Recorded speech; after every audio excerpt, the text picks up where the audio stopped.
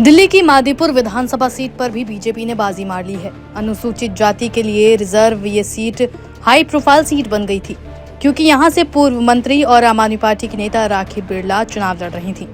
हालांकि उन्हें इस चुनाव में हार का सामना करना पड़ा। बीजेपी के कैलाश गंगवाल ने उन्हें 10,000 से ज्यादा वोटों से हरा दिया। इस चुनाव में कैलाश गंगवाल को 52,019 वोट मिले हैं, जबकि राखी बिरला को 41,120 वोट मिले हैं। वहीं तीसरे नंबर पर रहे कांग्रेस के जेपी पवार को 17,958 वोट मिले। मंगोलपुरी से विधायक थी राखी बिरला। दरअसल राखी बिरला मादीपुर नहीं बल्कि मंगोलपुरी से विधायक थी, लेकिन पार्टी ने यहां से उनका टिकट काट दिया। मादीपुर विधानसभा सीट भी काफी चर्चित सीट मानी जाती है। इस सीट पर लोगों ने बढ़ चढ़ कर वोट डाला था। दिल्ली की मादीपुर विधानसभा सीट पश्चिमी दिल्ली लोकसभा सीट का हिस्सा है। बता दें कि राखी बिरलान आम आदमी पार्टी में खासा चर्चित नाम रही हैं। वो दिल्ली विधानसभा की उपाध्यक्ष भी रह चुकी हैं। 2020 में उन्होंने 74,154 वोट हासिल कर मंगोलपुरी से जीत हासिल की थी। उन्होंने यहां करम सिंह को 30,116 वोटों के अंतर से मात दी थी। वहीं मादीपुर में भी उन्होंने खूब जोरों शोरों से प्रचार किया था। इस चुनाव में उन्हें यहां से जीत की उम्मीद थी, लेकिन अब जब नतीजे सामने हैं तब कैलाश गंगवाल ने यहां जीत दर्ज कर ली है और कहा है कि अब दिल्ली में विकास होगा। मैंने हमारे सारे कार्यकर्ता को जीत है। दिल्ली के अंदर जो विकास कार्य रुके हुए थे सारे विकास कार्य होंगे। मादीपुर विधानसभा में जो विकास कार्य रुके हुए थे सारे विकास कार्य होंगे। मोदी जी ने विश्वास करा और पूरी दिल्ली के अंदर भाजपा की सरकार आई और इस बारी दिल्ली के अंदर विकास बहुत जोरों से होगा। बिल्कुल सर, यहाँ पर केजरीवाल सिर्फ इलेक्शन ही नहीं हारे, एक तरह से अपनी सीट भी हार के उसमें नहीं, देखो वो दिल्ली की जनता ने उसको पहले से नकार दिया था।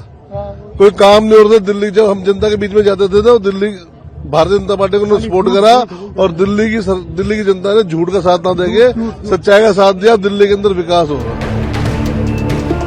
गौरतलब है कि दिल्ली में आम आदमी पार्टी की करारी हार हुई है। अरविंद केजरीवाल तक अपनी सीट बचा नहीं पाए। ऐसे में केजरीवाल ने अपनी हार स्वीकार कर ली है। केजरीवाल के अलावा देश भर के नेताओं ने इन नतीजों पर अपनी प्रतिक्रिया दी है।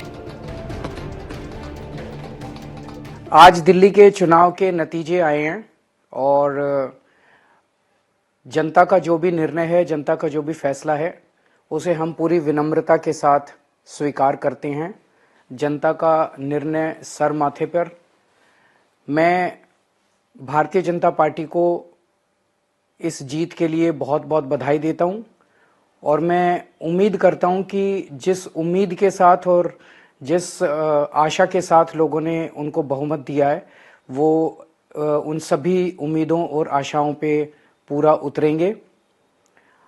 हमने पिछले 10 साल में जनता ने जो मौका दिया हमें, उन 10 सालों में हमने बहुत सारे काम किए।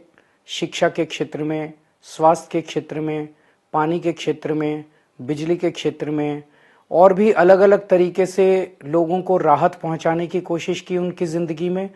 और दिल्ली के इंफ्रास्ट्रक्चर को भी हमने सुधारने की कोशिश की। अब जो जनता ने हमें निर्णय दिया है, हम न केवल एक कंस्ट्रक्टिव ऑपोजिशन का रोल निभाएंगे, बल्कि हम समाज सेवा, जनता के सुख दुख में काम आना, व्यक्तिगत तौर पे जिसको भी जो ज़रूरत होगी, हम लोगों के सुख दुख में हमेशा काम आएंगे। क्योंकि हम राजनीति में कोई सत्ता के लिए नहीं आए, हम राजनीति को एक ज़रिया मानते हैं जिसके ज़रिए जनता की सेवा की जा सके, जिसके ज़रिए लोगों के सुख दुख में काम आया जा सके। वो काम हम करते रहेंगे और हमें आगे भी इसी तरह से जनता के सुख दुख में काम आना है।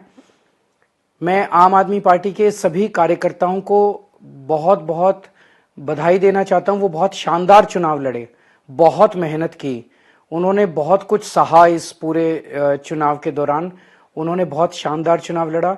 इसके लिए मैं उन सबको, सभी कार्यकर्ताओं को बहुत बहुत बधाई देना चाहता हूं। बिल्कुल, अब देखते हैं। दोनों एक ही थैली के चट्टे बट्टे हैं। 10 साल से केंद्र में भाजपा की सरकार रही, राज्य में दिल्ली में आप पार्टी की रही और दिल्ली की बदहाली के लिए दोनों जिम्मेदार हैं। अब आगे देखेंगे। मौका जो भाजपा को मिला है, जो ये हमेशा कहते हैं 2 पहियों की सरकार, अब देखते हैं आगे। मौका है इनको, इनके पास दिल्ली में काम करने का। हम भी विश्लेषण करेंगे अपनी पार्टी का परफॉर्मेंस का, आगे के लिए क्या हमको कैसे करना है, मजबूती लानी।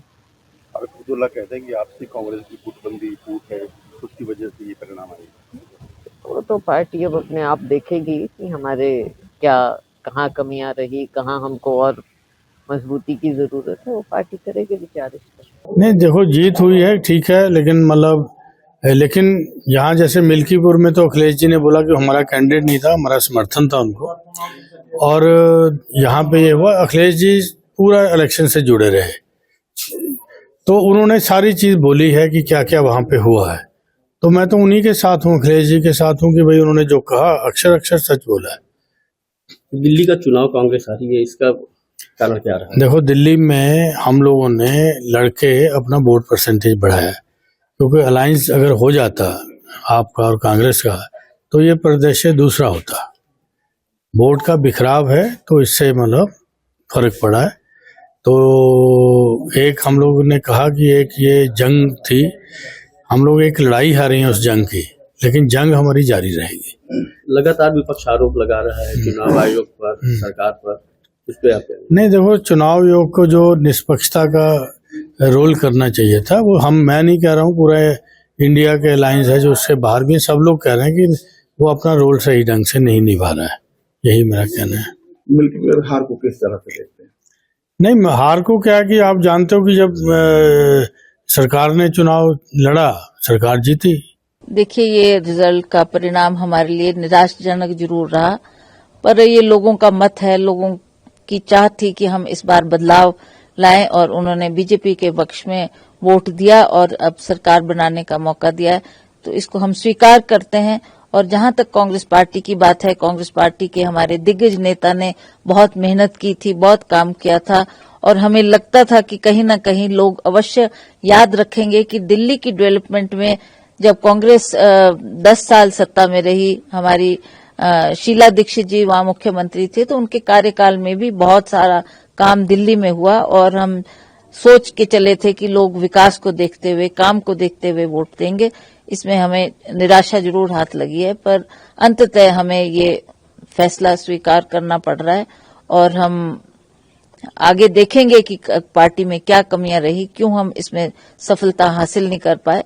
इसका मंथन हमारी हाईकमांड करेगी, और आगे को जो भी फैसला लेना है वो हाईकमांड तय करेगी।